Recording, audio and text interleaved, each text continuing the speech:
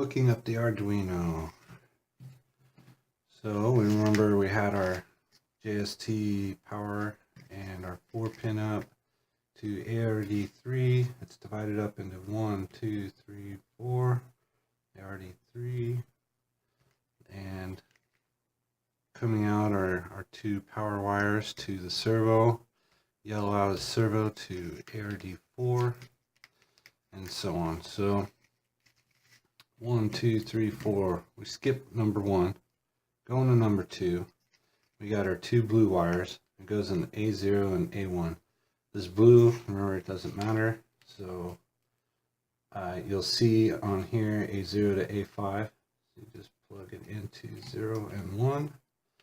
Now we got our 4 up that goes into ARD3, and the 2 from the JST power are our V in.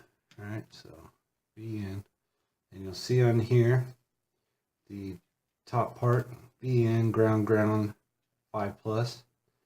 So we want our V in at the top, and then we have our ARD4 with the yellow going into 11. You'll see 8, 9, 10, 11, 12, 13 ground. So the black goes in ground, and the 11. Also, I put dummy pins in these so that when you plug it in, the plug is more stable. So I just crimped a couple pins and then stuck them in there. So we'll plug that in at ground and 11. There we are. So now we just have our plug coming out and our servo and our power. There we are for that. We have the backpack on. We got our Arduino mounted, and we have piece T7, T14, T13. First thing we want to do is take 1/4-inch dowel and cut it 280 millimeter or 11 inches. Make 2 of those. You'll see back here on the backpack we got 2 holes. Inside those 2 holes, it's slightly grooved in there, or there's a little indentation to kind of grip the 1/4-inch dowels. So first thing, we'll slip those down in there, and just like that, and then go ahead and flip it forward. Make sure the wires are out of the way. Now on the left side, we're going to put T7. You'll see that there's kind of this flat edge. It's going to rest up against the back here.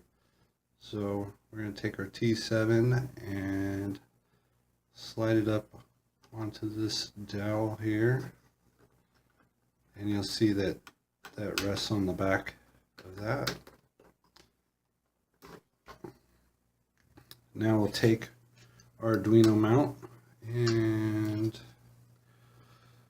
with the USB facing out towards the right hand side, so it's like that, we'll go ahead and slip it with the Arduino board facing towards the controller, and this dowel is going to go right into that area.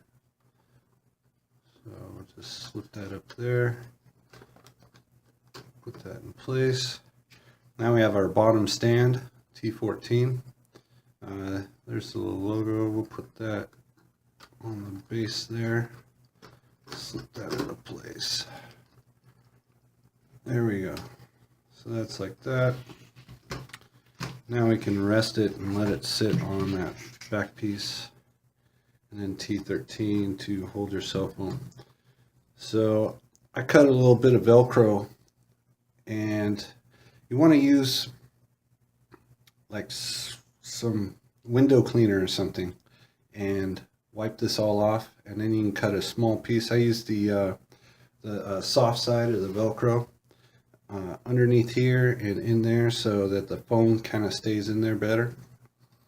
And so those are on there like that now.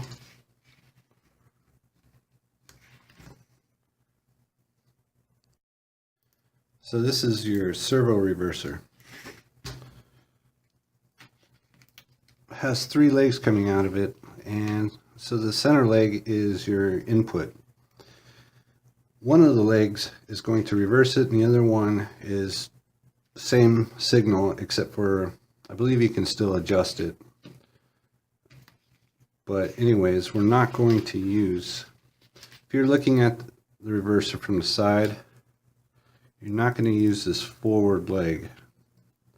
You just use the reverse leg, right? So the rear one and the middle one. Yeah, so if you have a different type or whatever, you want to use the reverse leg. Alright, so this is our servo out, and the black to black and yellow to white. We want the signals together. We're going to put a piece of heat shrink in there, and then we're going to use that back leg, right, this one, and plug it into our right hand servo. So grounds together just like that.